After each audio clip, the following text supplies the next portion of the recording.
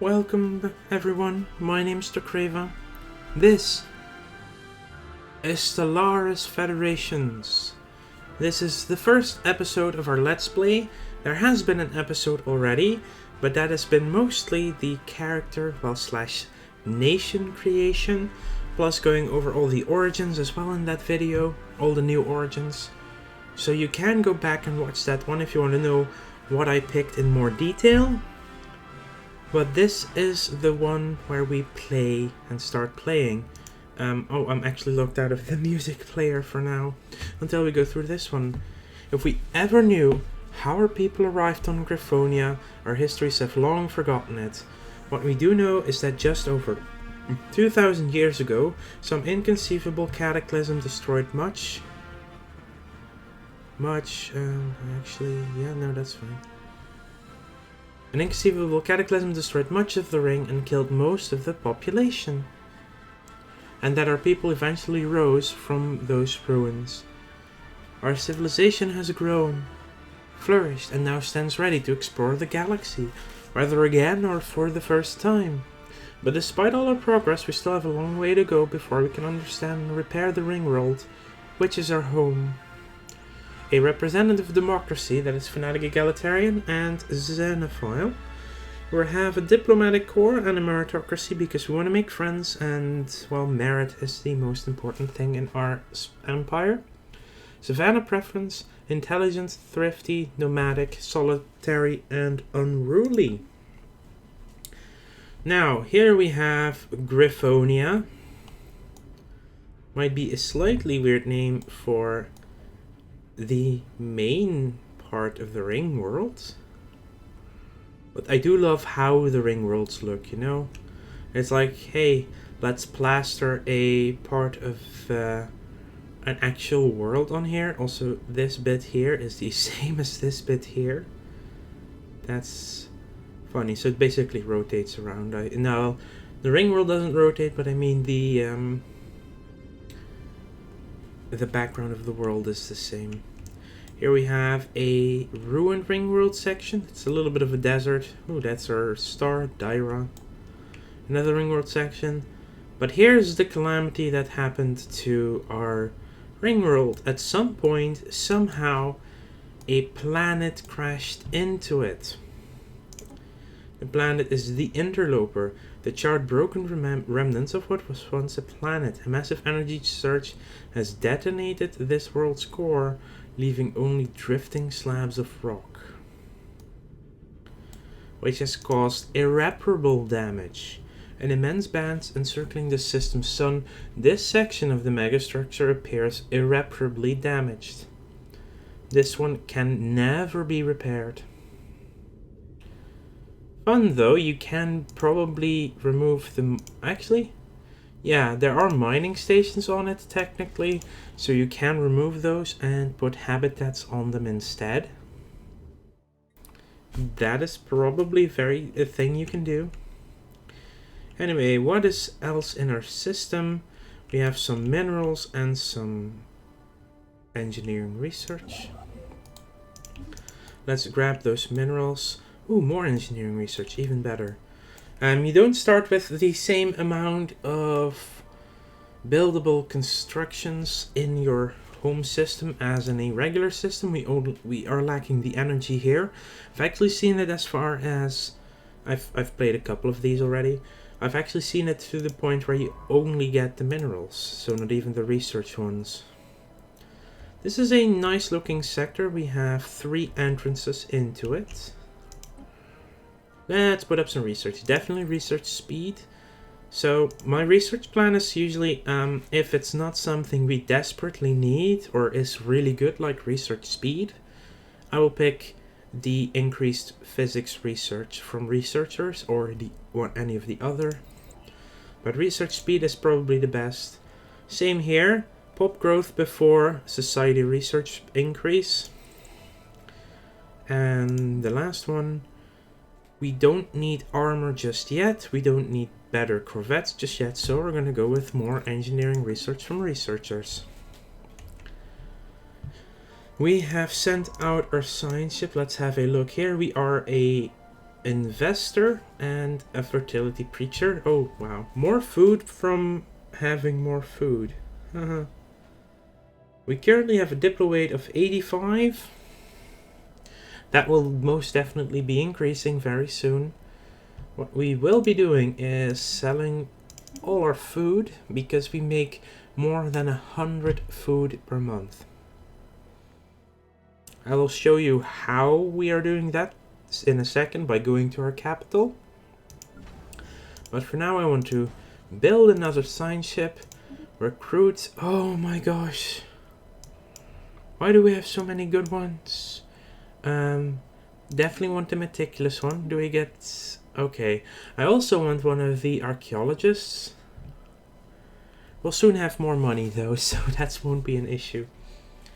But yeah, resilient. Yeah, this is a good start for leaders. Now many people will be like, hey, you want all these sparks of geniuses on your research? Well, the expertise actually gives you more research bonus than being a genius. Difference is genius is for every type of research, while the expertise is only for one type in the engineering or society or physics departments. But still, I would personally say expertise is definitely on par with maniacal, because I think there are 3 types of expertise for every grouping. 3 or 4. Well, maniacal would only be slightly better on average then. But yeah, expertise leaders are not bad for research. They just suck at other things. Ooh, I would like an intellectual instead of an adaptable governor. Because we will have so many research jobs available on our planet. Now, how do we have an income of 101 food? Well, we have an agricultural segment built that gives 20 housing and 20 farmer jobs.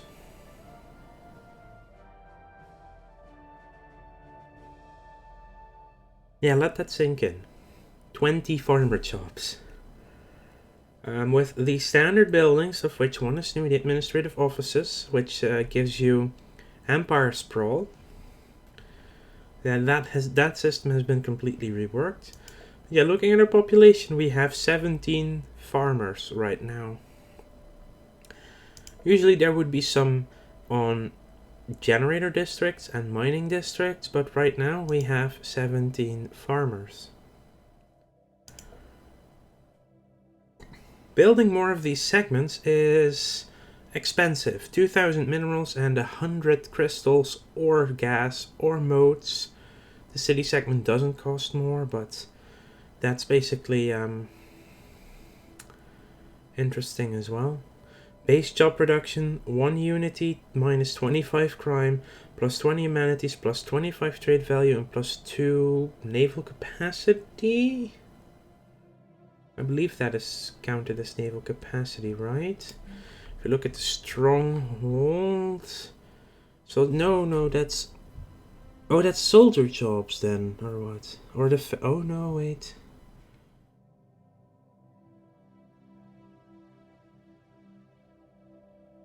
Hang on. Here we can see it.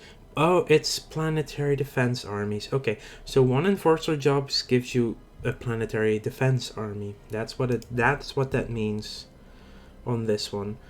In commercial segment, base production, 30 consumer goods, 45 amenities, and 75 trade value. Really good.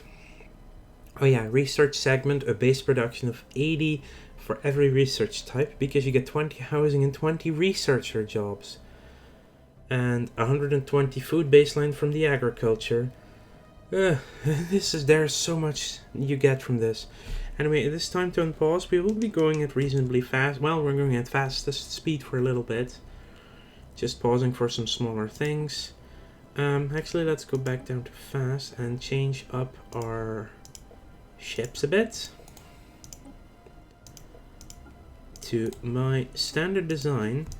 The reason I pick this design for my ships is simply that it will give you the best average damage and will be a balanced defense force compared to a specialized one. Against certain enemies you want specialized units. But in this case, well, having a fleet that has on average the same amount of damage against shields and armor is balance-wise in generality the best choice to make. Okay, so our first science ship is done. We will get our meticulous scientist and start surveying.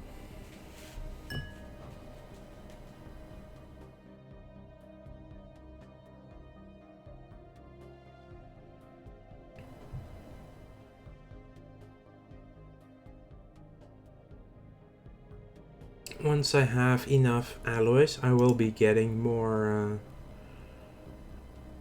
2 Savannah worlds in one system. That is a very lucky spawn. Completed. And consider I only put it on 1.75 and not at like even higher. Like the amount of planets you get at ×5 habitable worlds is probably pretty crazy. But yeah, we already had 500 food. I could be selling this and using the money elsewhere, but I am waiting for 1,000 food so I can enact the planetary decision for even more population growth. Currently we're growing at 3.15 per month, also because we are a fertility preacher. The Laughing Lapoose made a startling find on Spyron 3. The planet is teeming with alien life. For the first time in history we've encountered life forms that did not originate on Griphonia.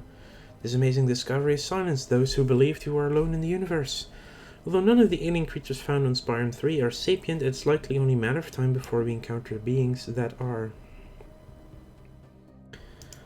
I'm gonna try and do some RPing, especially because we're supposed to be a race who does a lot of diplomacy.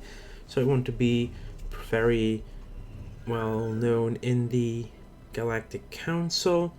So the Democratic Griphon States are abuzz with news of the alien organisms discovered some time ago.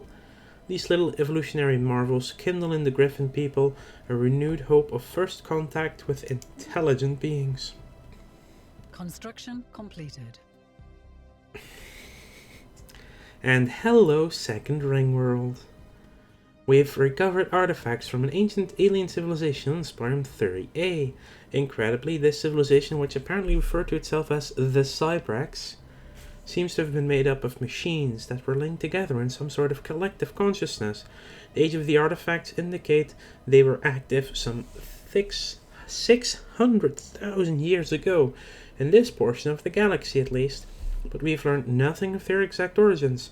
According to a partial data fragment that our scientists managed to extract from one of the artifacts, the Cybrax at some point launched a crusade to destroy all sapient organic life in the galaxy for reasons unknown. So we are going to build another science ship. We are about at 1,000 food. The Griphon xenologists are practically falling over themselves to publish their takes on the recent findings of alien life. This fevered storm in the scientific community has had some negative yet temporary impact on pursuits in other fields.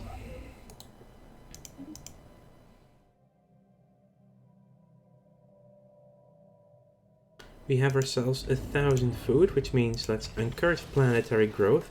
So we went from 3.15 to 3.9. Like, I want to try the RP, but I'm also automatically min-maxing a lot in this game, so you'll see a bit of both, basically. I don't want to sell my consumer goods. This is something that I've situation log has been sort updated. of, I would say, discovered. But it's basically something I've started to learn with this particular start, is you get so much food, yet you still want to colonize, and it's not worth selling off your consumer goods, which means you can get some more spaceships a little bit faster, some colony ships. Anyway, our third scientist is now on its way. We are starting to lose money now, but with the amount of food we get coming in, I don't foresee an issue at all. Construction completed.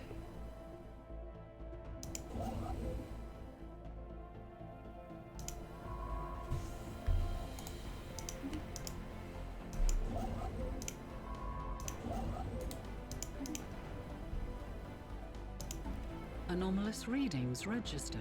Yeah, let's not do a 2160-day anomaly. That's a tiny bit long for us right now.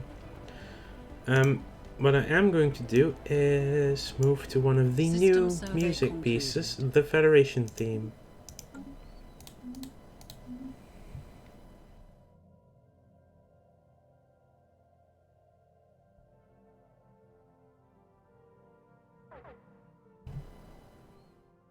Hey look, we're losing money. Hey look, we suddenly have 390 money. The Ringworld start is really strong for an early game economy, that is for sure. It gives you so much leeway in what you want to do and can do. I think the most difficult one is starting as lithoids, because lithoids eat the minerals and you have barely any minerals in your home system, because, well, the Ringworld doesn't produce any minerals. Yet again, you produce so much food, you can so easily offset that. It's crazy. Now the question is, I will always pick expansion, even if I'm RPing. Expansion first is always good. The question is, do we wait 26 months to save 10% of the influence cost, which is like 2.5 months of influence? I think that is not going to be the case. Hey look, another savannah world and a big tropical. Nice. Unexplained pattern of interference in the Toral system. What I can do, and what I will do, is sell more food. Buy some alloys. And sell even more food. So I can start our first colonization on a strong magnetic field planet. Oh, right. I can queue up the colony ship before. Anomalous readings registered. Something moves with near purpose down on Raprix 3A. Construction Interesting. Pre-sapiens. I haven't had those in a while. And we get some extra trades. Our money should stabilize a little bit, like to -1. Yep, -1. Now, we got 3 from trade, but the outpost itself also has an upkeep cost of 1, so...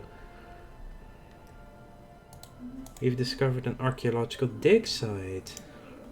Gas giant structure. Now, that is a fun one.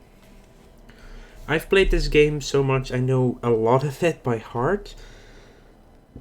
Not gonna spoil it to you ahead of time, but, you know, it is still a fun one. The Broadring Rustru crew has succeeded in isolating a signal embedded within the unusual pattern of interference in the Toral system. The signal is a song, a complex sonification of an advanced mathematical equation, to be precise, and one that Science Officer Lapoa Nahua cannot seem to get out of their head. For what may have composed this song remains unknown, but Lapoa Nahua cannot get it out of their head. So its complexity infers an incredible level of technological sophistication regarding subspace harmonics, which is probably why Lapoa Nahua cannot get it out of their head. The signal's geodesics suggest a point of origin from outside of our galaxy, boosts our society and our physics research, which is a amount that gets stored, and the maximum amount of stored research you can use on a monthly basis is your own max science. So we're currently going through that bonus science at 20.94 a month, because that is how much we are actually gaining ourselves. Our governor is righteous, which is actually pretty nice. We will leave that anomaly for the time being. We did find pre-sapient species. One species native to Raprix 3A has, according to the Laughing Lapu orbiting the planet, achieved the tentative mastery of the planet. And our science officer proposes that we should monitor their development closely and maybe even help them along if possible. Well, that makes me want to uplift them as soon as possible. I'm going to build a 4th science ship that will have to wait until after my colony ship, or not.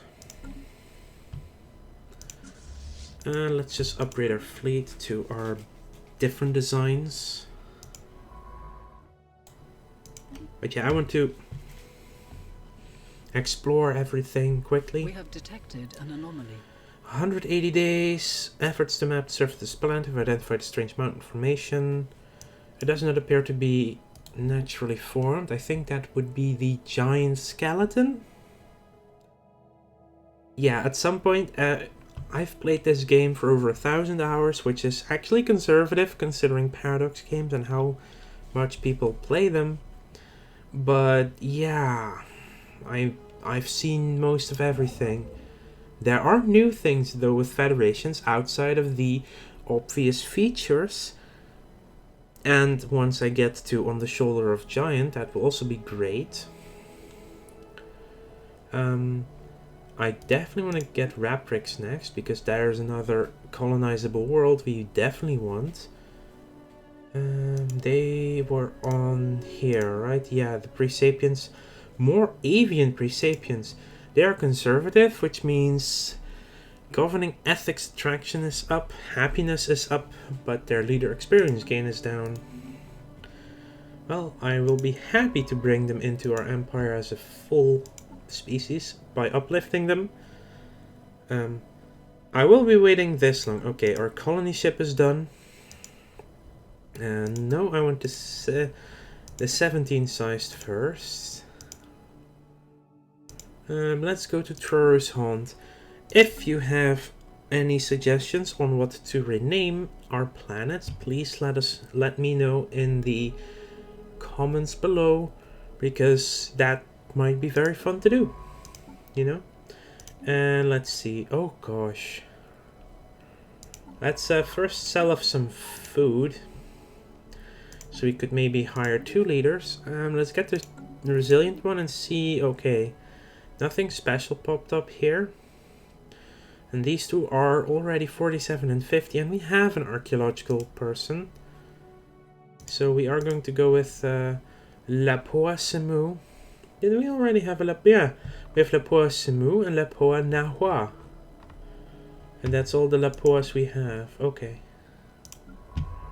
This is fine. You're gonna go this way. And when you're done, you're gonna go that way. But already 4 planets this early is pretty nice. Fleet has been upgraded. Now I am going to wait that 7 months for the reach for the stars, because actually every little bit of influence helps. It's just for that first one, it's kind of imperative to get your colony ship. If it's right next door, yeah, you want to get your colony out fast. The first one, it takes a bit long to get the required unity, but 7 months for the second system you claim is definitely worthwhile. But as I said, the gigantic skeleton, what was previously thought to be assorted mountains in the southern hemisphere of Terrell 3, have been identified as the massive skeletal remains of a single colossal alien life form. The bones have been dated as 3.4 billion years old, but our scientists have ruled out that Terrell 3 could have supported life on that scale at any point in the planet's history. Science Officer Lapoa Nahua. Okay, that's a difficult one. I'm gonna keep tripping over that name, aren't I? They have prepared a special research project to delve further into this mystery. Log has been updated. Now we'll do a survey of the system and then research the project and then survey the next system.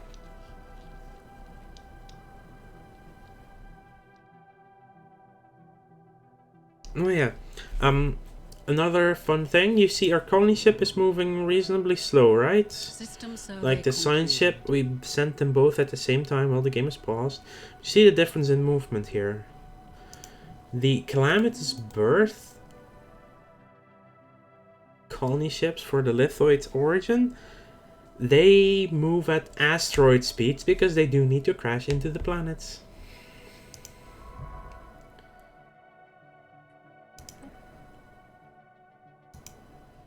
colony establishment. Our has colony begun. ship has gently touched down in the sprawling savanna that covers most of Trur's haunt.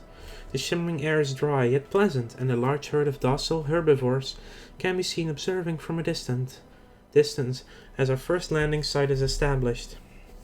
The ship has been permanently converted into the administrative headquarters of the new settlement, and its reactor core is in the process of being removed so that it may serve as the colony's temporary power source. Hundreds of small tents and prefab shelters have sprung up around the former starship's massive hull as colonists begin to disembark in large numbers. The first Griphon city on an alien world.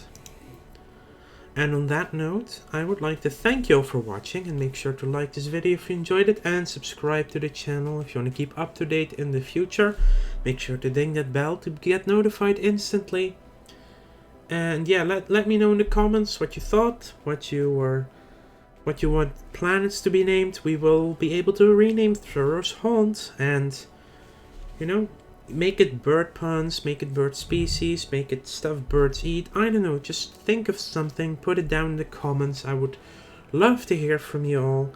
I'm doing mentally much better. I feel like I can do more of this recording. I will be doing some more streams on YouTube over time as well. Probably do a stream a week, because I can basically only stream on Saturdays because of my work shifts. So there will be one scheduled stream on YouTube for the foreseeable future, but maybe some more just randomly at some point as well. We could maybe do that. But for now, thank you for watching, and I will see you all later.